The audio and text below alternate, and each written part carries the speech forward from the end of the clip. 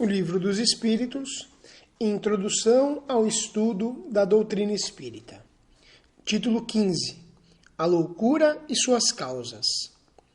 Há ainda criaturas que veem perigo por toda parte, em tudo aquilo que não conhecem, não faltando as que tiram conclusões desfavoráveis ao Espiritismo, do fato de terem algumas pessoas que se entregaram a estes estudos, perdido a razão.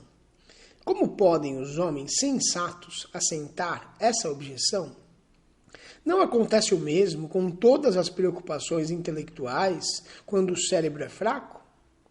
Conhece-se o número de loucos e maníacos produzidos pelos estudos matemáticos, médicos, musicais, filosóficos e outros? E devemos, por isso, banir tais estudos? O que provam esses efeitos? Nos trabalhos físicos, estropiam-se os braços e as pernas, que são os instrumentos da ação material. Nos trabalhos intelectuais, estropia-se o cérebro, que é o instrumento do pensamento. Mas se o instrumento se quebrou, o mesmo não aconteceu com o espírito. Ele continua intacto, e quando se libertar da matéria, não desfrutará menos da plenitude de suas faculdades. Foi no seu setor, como homem, um mártir do trabalho. Todas as grandes preocupações intelectuais podem ocasionar a loucura. As ciências, as artes e a religião fornecem os seus contingentes. A loucura tem por causa primária uma predisposição orgânica do cérebro, que o torna mais ou menos acessível a determinadas impressões. Havendo essa predisposição à loucura, ela se manifestará com o caráter da preocupação principal do indivíduo, que se tornará uma ideia fixa. Essa ideia poderá ser a dos espíritos, dos anjos, do diabo, da fortuna, do poder, de uma arte, de uma ciência, da maternidade ou de um sistema político ou social. É possível que o louco religioso se apresente como louco espírita, se o espiritismo foi a sua preocupação dominante. Como o louco espírita se apresentaria de outra forma, segundo as circunstâncias. Digo, portanto, que o espiritismo não tem nenhum privilégio nesse assunto. E vou mais longe.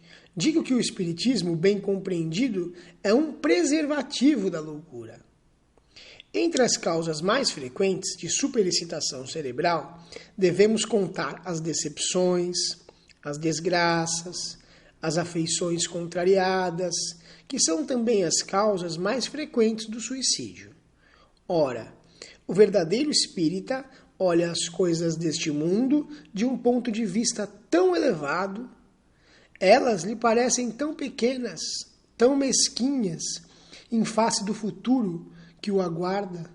A vida é para ele tão curta, tão fugitiva, que as tribulações não lhe parecem mais do que incidentes desagradáveis de uma viagem. Aquilo que para qualquer outro produziria violenta emoção, pouco o afeta, pois sabe que as amarguras da vida são provas para o seu adiantamento, desde que as sofra sem murmurar, porque será recompensado de acordo com a coragem ao suportá-las. Suas convicções lhe dão uma resignação que o preserva do desespero e, consequentemente, de uma causa constante de loucura e suicídio. Além disso, conhecem pelo exemplo das comunicações dos espíritos a sorte daqueles que abreviam voluntariamente os seus dias, e esse quadro é suficiente para o fazer meditar. Assim, o número dos que têm sido detidos à beira deste funesto despenhadeiro é considerável. Este é um dos resultados do Espiritismo, que os incrédulos se riam quanto quiserem. Eu lhes desejo as consolações que ele proporciona a todos os que se dão o trabalho de lhe sondar as misteriosas profundidades. Entre as causas da loucura, devemos ainda incluir o pavor, sendo que o medo do diabo já desequilibrou alguns cérebros. Sabe-se o número de vítimas que ele tem feito ao abalar imaginações fracas e com essa ameaça que cada vez se procura tornar mais terrível através de hediondos pormenores? O diabo, dizem, só assusta as crianças. É um meio de torná-las mais ajuizadas. Sim, como o bicho-papão e o lobisomem. Mas quando elas deixam de temê-lo, ficam piores do que antes. E para conseguir tão belo resultado, não se levam em conta as epilepsias causadas pelo abalo de cérebros delicados. A religião seria bem fraca se, por não usar o medo, seu poder ficasse comprometido. Felizmente, assim não acontece. Ela dispõe de outros meios para agir sobre as almas e o Espiritismo lhe fornece os mais eficazes e mais sérios, desde que o saiba aproveitar.